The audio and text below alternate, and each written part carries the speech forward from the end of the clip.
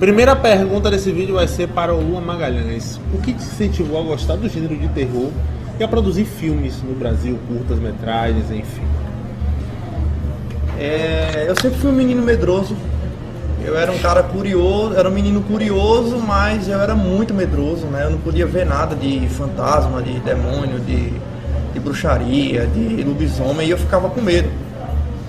E minha mãe sofreu muito com isso, né? Porque, sei lá, uns 8, 9 anos, quando eu assistia qualquer coisa que era assustador, eu tinha uma divisão, né, do meu quarto com o quarto da minha mãe, e a gente dormia com uma cordinha pendurado num dedo e no dedo da minha mãe. Quando eu sentia medo, eu balançava a cordinha, ela balançava do lado e volta. É um sinal de socorro, algo do tipo? É uma coisa que tipo, o terror tava demais, e aí eu... Imagina essa cordinha balançada e não ser sua mãe, né? Não, e eu não recebi o sinal de volta, eu ia ficar super né, assustado. Então, o terror entrou na minha vida quando eu vi o filme, que não é um romance, mas acaba abordando muitas cenas de terror, que é o filme do Coppola. Pra mim é uma referência no cinema, que é o Drácula, que ele fez. Eu acho que, sabe, aquele filme é uma obra de arte pra mim. É considerado por muitos um dos melhores filmes de vampiros já feito, né? Pois é, o Gary Oldman dando banho lá, né, de interpretação, de atuação como o Drácula. E o elenco tá funcionando muito bem, tá tudo muito, muito bacana. E eu assisti aquele filme em VHS, né? E aquela cena inicial do filme é uma coisa que se grava na cabeça até o fim dos dias, né? Porque é muito legal. E depois daquele filme eu comecei a me interessar, a ver outras coisas, né? Filmes baseados nas obras de Stephen King, né? Muita coisa do cinema europeu também, aí mais pra frente, né, na adolescência, comecei a ler muita coisa sobre terror, o próprio livro, né, do Drácula, que é um romance, mas é um romance que te assusta um pouco, né, um livro escrito em cartas, né, a narrativa toda é contada em cartas. O próprio romance gótico, né, já traz esse medo. Frankenstein, né, que está sendo homenageado esse ano, eu li também, outros autores mais modernos e tal, né, então... eu comecei a me interessar por esse universo. E na parte de cinema, na parte prática, eu fiz o meu primeiro trabalho, o Mandala Night Club, que não era a intenção de fazer um filme de terror. Mas a história era tão calcada numa brutalidade da noite, né, da questão da prostituição, da questão da cafetinagem, né, da exploração da mulher. Era tão aterrorizante a história que acabou se transformando num filme de terror, né, de horror. E aí depois do Mandala eu tomei gosto pela coisa, aí já fiz Invasor, que é uma ficção científica misturada com horror, né. E sempre os meus filmes foram baseados não numa coisa sobrenatural, mas numa coisa humana. Eu sempre pensei, o homem como ser humano é tão ruim que a gente não precisa apelar para coisas sobrenaturais. Então, o Pequeno Baú foi minha licença poética, né? Foi sair um pouquinho desse trilho e abordar uma questão sobrenatural, mas todos os outros foram dentro dessa coisa do humano, né? Da maldade, da ruindade humana, né? De como um ser humano provoca sofrimento em outro ser humano e como isso tem que ser reflexivo para a gente ser melhor. Thaís, gostar de terror é algo muito particular, apesar de ser um gênero apreciado no mundo todo, né? Como é que começou sua paixão por esse gênero e também pela parte de atuação? Então, minha história, né, com esse gênero também foi uma história bem parecida com a de Lula, e acho que de muitas pessoas. O dedinho não, mas rolou inclusive uma coisa assim, meus primos se esconderem dentro do guarda-roupa e eu, quando abri a porta, me assustarem, mas sempre fui muito mexida assim por esse lado misterioso, esse lado sombrio assim, das histórias fantásticas, e isso me chamava muita atenção. Ao mesmo tempo que me amedrontava, também chamava muita atenção. Então, sempre tive esse pé, assim, esse gostinho por esse lado. E o que contribuiu muito, inclusive, a eu começar esse trabalho com a atuação, né, com o teatro, foi inclusive através do terror. Eu estava com uns 11 anos de idade e na escola que eu frequentava tinha muito incentivo à cultura, ao teatro, né, às artes no geral. E ao mesmo tempo que eu comecei a ter aulas de teatro, que eram obrigatórias, inclusive, também ia acontecer um sarau no meu colégio. E esse ano o sarau tinha como tema lendas urbanas, né, lá em Recife, bem forte isso também.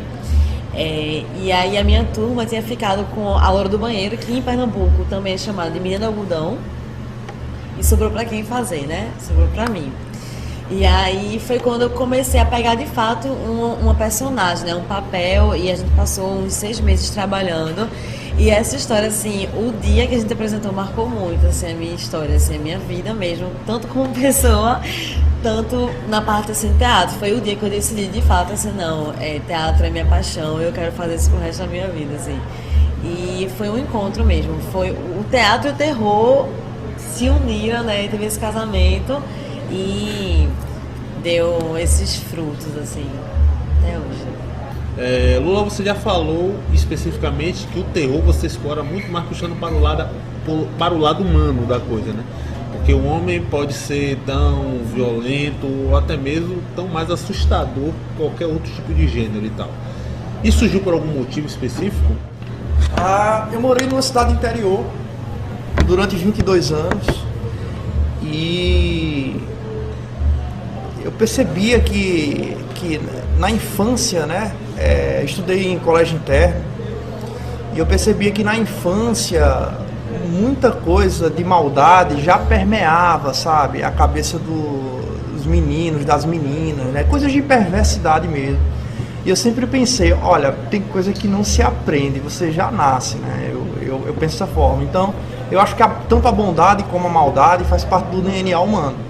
Cabe a você durante a vida se você vai querer exercer mais uma ou vai querer exercer mais outra. Mas eu acho que todo ser humano ele tem um potencial para a barbárie, ele tem um potencial para a violência, ele tem um potencial para fazer coisas ruins, que incomodam. Eu acho que tem esse potencial. A nossa luta enquanto vida, né, é equilibrar, né, é a gente procurar fazer coisas boas para o outro, procurar ser melhor para o outro, né, e para o mundo, mas muitas vezes a gente acaba, né? Quantas vezes na vida a gente não se arrependeu amargamente de ter feito algo ruim?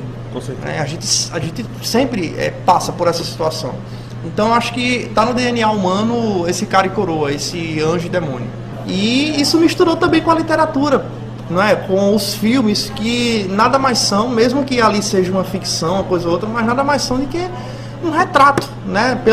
Pela interpretação, né, pela visão de um cineasta, mas é um retrato do que ele viveu, né, do que ele vê das coisas que acontecem. Muitas vezes o mundo ele consegue ser muito mais cruel do que a própria ficção, né? Thaís, você já deve ter ouvido essa pergunta diversas vezes, na verdade, né? Que é sobre o filme Pequeno Baú, que é um filme que, de certa forma, é um tanto que polêmico para algumas pessoas que não entendem o contexto e o sentido da obra, né? É uma obra que você necessita atuar muito mais fisicamente do que verbalmente, decorar roteiro de fala, enfim. Você já trabalha com o Lula há um certo tempo, já tem uma certa intimidade, mas você já tinha atuado em algo tão intenso como esse filme?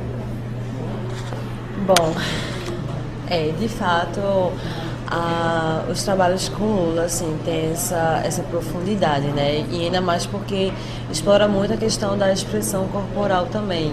E é uma vertente, inclusive, do teatro, da linguagem, assim, artística, que eu me encaixo bastante, eu me identifico muito. Que é cada vez mais, inclusive, eu estou indo para projetos que usam menos a fala e dá mais espaço ao corpo. Porque o corpo por si só ele fala, né? O corpo ele já tem essa linguagem. Então, inclusive, isso enriquece cada vez mais. Muitas vezes a gente coloca algumas frases, alguns diálogos que são desnecessários, que acabam desmerecendo até mesmo a cena, sabe? Acaba só enfeitando, mas que acaba prejudicando o todo. Não é à toa que um dos maiores atores que o cinema já teve, a maioria dos seus filmes não tinha fala, né? Que era o Charlie Chaplin. Exato. E a gente, no set de gravação com o Lula, a gente sempre esteve muito à vontade pra gente imprimir também a nossa criatividade, sabe? O nosso lado artístico, o nosso lado criativo. Então, sempre a gente teve espaço pra poder trazer à tona mesmo a performance, poder explorar o corpo, ter tempo para isso, de deixar mais à vontade para a gente se explorar e se colocar mesmo em cena. Vou pegar só um gancho aí no que Thaís está falando. Eu nunca acreditei nessa coisa, respeito, mas nunca acreditei nessa coisa do diretor dizer que não, o ator ele tem que sofrer de verdade no set, ou ele tem que passar por determinada coisa no set para que aquilo acabe refletindo no personagem, né? Então eu já vi vários relatos de cineastas que tiveram problemas sérios com atores, porque eles queriam que o ator misturasse o pessoal, eles achavam que isso daria mais profundidade, misturar o pessoal, né? Às vezes uma repulsa, uma situação de constrangimento no set, uma situação de medo, né? Misturar aquilo com o personagem, eu acho isso muito equivocado.